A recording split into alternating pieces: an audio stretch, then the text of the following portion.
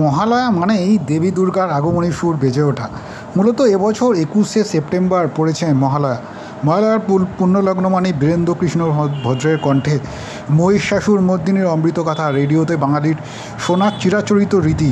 তবে এই সময়ের সঙ্গে সঙ্গে বাঙালি টেলিভিশনের পর্দায় চোখ রাখে, রেডিওর পরে বাঙালির চোখ থাকে টেলিভিশনে।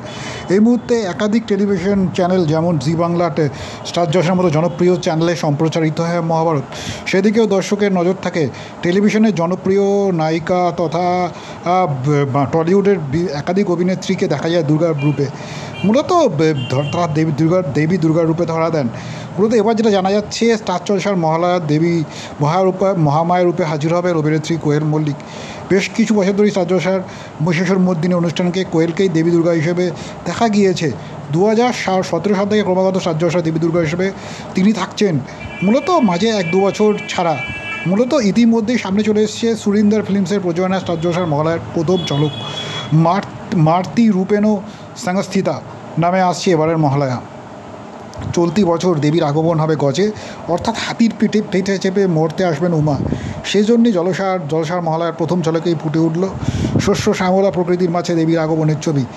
আর মূলত সব মিলিয়ে মহালয়ার প্রস্তুতি চূড়ান্ত হতে চলেছে এই মুহূর্তে চ্যানেলগুলোর তরফে।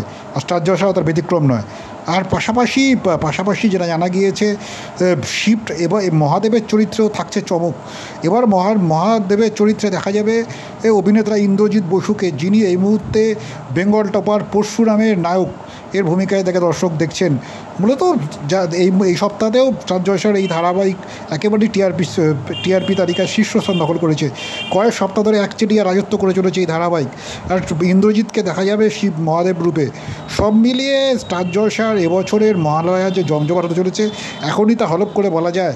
আর বাঙালি যে মহালয়ার দিন অবশ্যই টেলিভিশনের পর্দা স্টার জলসার মহালয়ার দিকে চোখ রাখবেন, একথা বলাই